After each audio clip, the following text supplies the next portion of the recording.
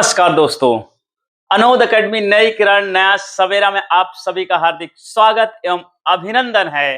राजस्थान को हम सलाम करते हैं। आइए शुरू अपना काम करते हैं।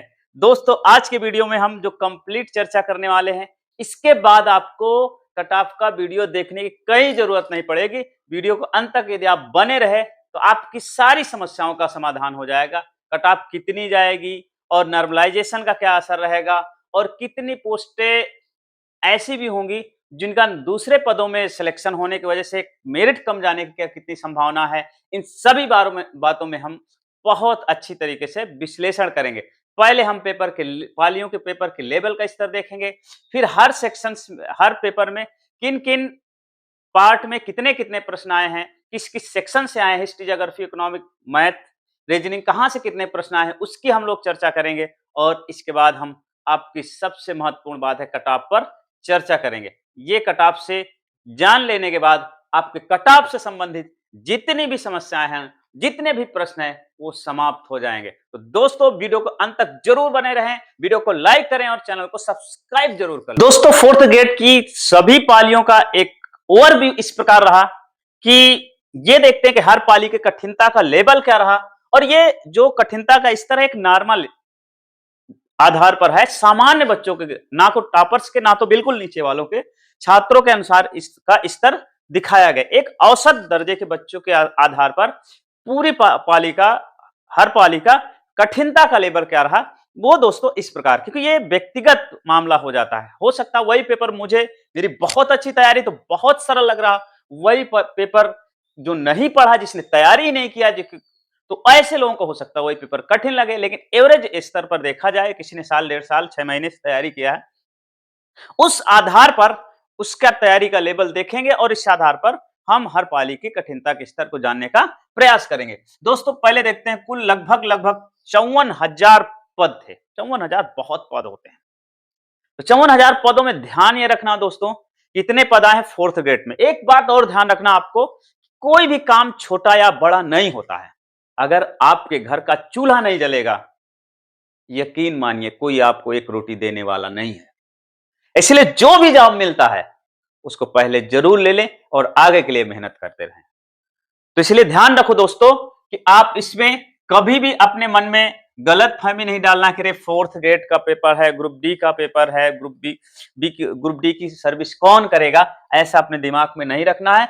बेरोजगारी चरम सीमा पर है, पहले आपको अपना सिलेक्शन ले लेना है। चलिए देखते दोस्तों, इतने पोस्टें थी, लगभग 24 लाख फॉर्म आए थे और लगभग 21 लाख बच्चे एपियर हुए। और एपियर होने के बाद हर पालियों में अब ये लगभग हर पाली से लगभग 9-9 हजार बच्चे छांटे जाएंगे। तो नॉर्मलाइजेशन के हम अभी आगे चर्चा करेंगे, उस पर और क्लियर हो जाएंगे। चलिए देखते हैं पालियों का कठिनता के स्तर। ये फर्स्ट पाली का थोड़ा सा पेपर कठिन आया था।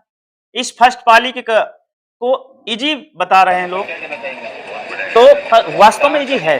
फर्स्ट पाली का पेपर इजी था, तो फर्स्ट पाली इजी था, लोगों को था। देखिए, इजी और डिफिकल्ट, इसमें मेरिट पे कोई ज्यादा असर नहीं होने वाला दोस्तों। होता क्या है, जैसे जिस पाली का कठिन है उसमें मेरिट नीचे चले आएगी, उसमें कम नंबर वालों का सिलेक्शन होगा। जिसका इजी है थोड़ा सा ऊपर जाएगा।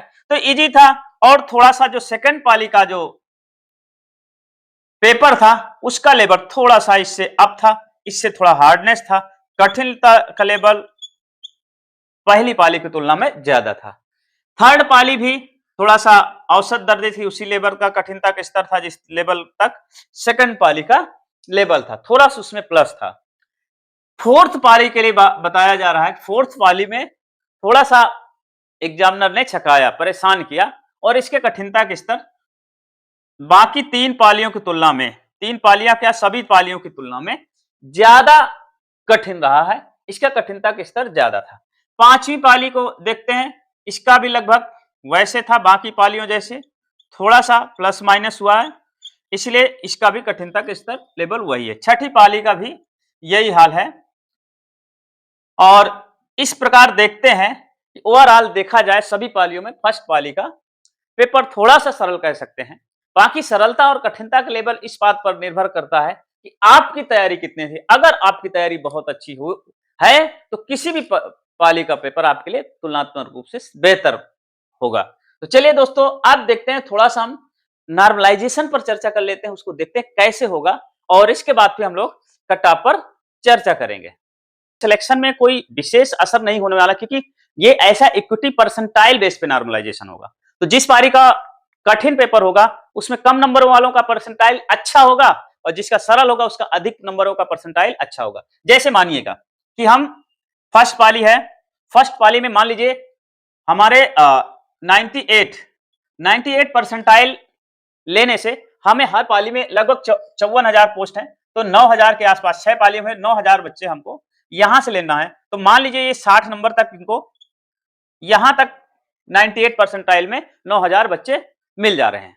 और यही दूसरी पाली है, सेकंड पाली है, इसमें देखते हैं कि जो 55 नंबर है इतने तक मिल जा रहे हैं, क्या कहते हैं 98 परसेंटाइल, लगभग 9,000 बच्चे, इतने बच्चे 98 परसेंटाइल में मिल जा रहे हैं। इसका मतलब यह हुआ कि हर पाली में परसेंटाइल सेम रहेगा, मतलब 98 गया तो 98%। अब वो नंबर, उसके क्वेश्चन जो है अलग अलग हो सकते हैं। हो सकता है चौथी पाली में जो है 85 तक प्रश्नों तक आ जाए, तो 50 प्रश्न तक यदि आया, इसका मतलब चौथी पाली में देखो परसेंटाइल यहाँ 98 है, यहाँ भी 98, यहाँ भी 98। लेकिन ध्यान ये रखना है कि यहाँ 60 प्रश्न में है, यहाँ 55 में है, यहाँ 50 में।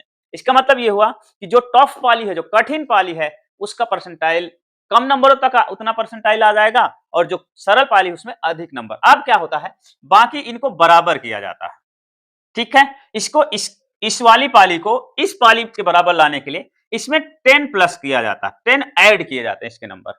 तब ये सब सारे प्रश्न इसको इसके बराबर करने के लिए इसमें 5 ऐड किए जाएंगे। तो इस प्रकार इक्विटी परसेंटाइल बेस पर सारे प्रश्न बराबर हो गए, सभी पालियों का लेवल बराबर हो गया, उस आधार पे सबके नंबर आएंगे नॉर्मलाइज मार्क्स।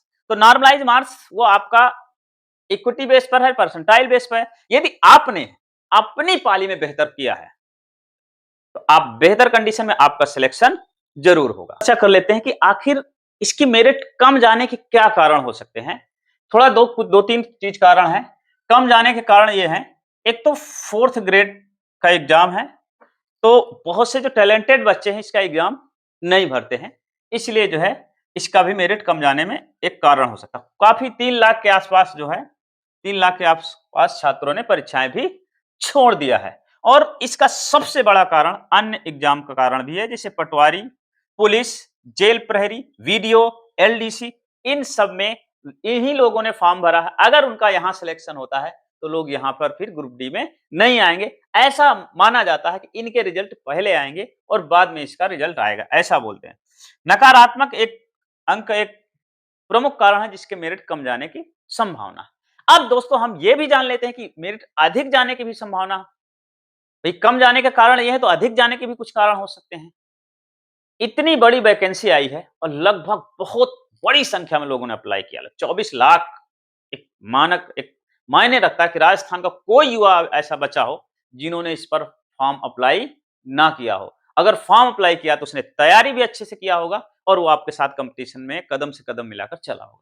दूसरा, ऐसे भी बच्चों ने फॉर्म अप्लाई किया था जिनका आईएएस में नहीं हुआ, पीसीएस में नहीं हुआ, टीचर में भी नहीं हुआ, फिर आके वो जो है क्या कहते हैं इसको भी डालते हैं, क्योंकि उनके पास टाइम नहीं बचता, एज नहीं बचती। तब ये होता है, रोजी रोटी का संकट उनके सामने खड़ा होता है, तो वो सोचते हैं कि चलो इस एग्जाम को ही क्रैक कर लिया जाए। तो एक ये बड़ी वजह है मेरिट ऊपर जाने की। दूसरे, बहुत से लोगों की परिस्थितियां ऐसी खराब होती हैं, वो टैलेंटेड होते हैं, उनकी घरेलू कंडीशन इतनी होती है, यकीन मानिए हमने ऐसे ऐसे स्टूडेंट देखे हैं तो घरेलू परिस्थितियां उन्हें मजबूर कर दी, अन्यथा वो उनमें वो क्षमता है, बड़े से बड़ी मंजिल को आसानी से हासिल कर सकते हैं, लेकिन इसके बावजूद भी वो ऐसी जॉब 4th ग्रेड में फॉर्म अप्लाई करने के लिए मजबूर होते हैं और उसमें चयन लेते हैं ताकि उसके घर परिवार की आर्थिक स्थिति संभल जाए। तो ये कुछ रीजन है जिससे मेरिट अप होने की संभावना है। हमने दोनों पहलुओं पर विचार किया, कम होने के कारण है और अधिक होने के ये कारण है। तो मुश्किलें दिल के इरादे आजमाती हैं, स्वप्न के पर्दे निगाहों से हटाती हैं, हौसला मत हार गिरकर ओ मुसाफिर ठोकरे इंसान को चलना सिखाती हैं, ठोकरें इंसान को चलना सिखाती हैं। दोस्तों, जिंदगी में कठिन परिस्थिति आ जाए, उसमें परेशान नहीं होना है। अब आपके बाद जो इंतजार है जिस चीज का, हम कट ऑफ के बारे में बात करेंगे और देख लीजिए कट ऑफ यहीं इसी के आसपास रहे। दोस्तों, जो कट ऑफ रहेगी वो इस प्रकार जाने की पूरी संभावना है। मेल की कट ऑफ 75 से 80 प्रश्न। यहां प्रश्न ध्यान रखना है, प्रश्न रहेगा दोस्तों, इतने प्रश्नों के उत्तर आपके सही आ रहे हैं तो आपका चयन होने की पूरी संभावना है। ओबीसी की बात करें तो 74 से 78 के बीच पूरी रहने की संभावना है। ईडब्ल्यूएस की 70 से 75 के बीच मेरिट रहने की पूरी संभावना है। एमबीसी की 70 से 72 के बीच रहने की पूरी संभावना है और एससी की 68 से 70 के बीच रहने की संभावना है। एसटी की जो कट ऑफ की बात करें 75 से 65 से 68 के बीच कट ऑफ रहने की पूरी संभावना है। दोस्तों, फीमेल की बात करें, फीमेल की थोड़ा सा हल्का सा, यद्यपि फीमेल भी आज स्ट्रांग पोजीशन में है, फीमेल भी कंधे से कंधा मिलाकर कंपटीशन में भाग ले रहे हैं, लेकिन थोड़ी सी कम मेरिट जाती है। चलिए देखते हैं फीमेल की कट ऑफ। यूआर की 74 से 78 प्रश्नों के बीच, ओबीसी की 70 से 74 प्रश्नों के बीच रहने वाली है और ईडब्ल्यूएस की 68 से 72 के बीच। एमबीसी की बात करें तो 66 से 70 के बीच कट ऑफ रहने की पूरी संभावना और एससी की बात करें 64 से 68 और एसटी की बात करें दोस्तों 60 से 65 कट ऑफ रहने की संभावना है। महिलाओं में दो कैटेगरी एक और है, जो विधवा है और जिनका तलाक हो चुका है, उनके लिए अलग कट ऑफ जाने की संभावना है, क्योंकि इनकी भी अलग से पोस्टें वहां दी गई थी। तो विडो है उनके लिए 35 से 40 प्रश्न पर्याप्त हैं और डाइवोर्स महिलाओं के लिए 45 से 50 प्रश्न पर्याप्त हैं। दोस्तों, ये कट ऑफ है, ये अनुमान है, लेकिन वास्तविक परिणाम जब आएगा तो लगभग इसी के आसपास रहेगा और ये एक प्रेडिक्शन है, अनुमान है। आप भी ऐसा अनुमान लगा सकते हैं और कमेंट बॉक्स में कमेंट जरूर कर सकते हैं। एक बात दोस्तों, राजस्थान के लोग बहुत प्यारे होते हैं और उनकी संस्कृति और कल्चर महान होता है। वो अतिथि देवो भव की भावना से जीवन यापन करते हैं और लोगों का सम्मान करते हैं, लोगों को इज्जत करते हैं। आप लोग भी हमें बहुत इज्जत देते हो, सम्मान करते हो, इसके लिए आपको बहुत बहुत धन्यवाद। आप लोगों से, कई लोगों के फोन आए थे कि सर इस पर कुछ बताइएगा, तो क्योंकि हमें अपने जॉब से टाइम नहीं मिलता है, सरकारी सर्विस में जाने के बाद ये दिक्कत आती है कि आपको जॉब पहले करना होता है, बाकी काम बाद में करने होते हैं। तो इसलिए मैंने, दूसरा ये भी था कि थोड़ा टाइम लेकर के मैं सभी चीजों को अच्छे से एनालिसिस करके आप तक अपनी बात पहुंचाऊं, ज्यादा अच्छा होता। उन लोगों की अपेक्षा कि आज ही पेपर हुए, आज ही उन्होंने कट ऑफ डाल दिया, तो वो मेरा पर्पज नहीं है। मेरा पर्पज ये है आप तक सही जानकारी पहुंचे। तो दोस्तों, आप बहुत प्यार करते हैं, अपने कमेंटों की बरसात कर दीजिएगा कमेंट बॉक्स में। आपको फिर मिलेंगे ऐसे ही शानदार वीडियो लेकर के। तब तक के लिए जय हिंद, जय भारत, जय राजस्थान।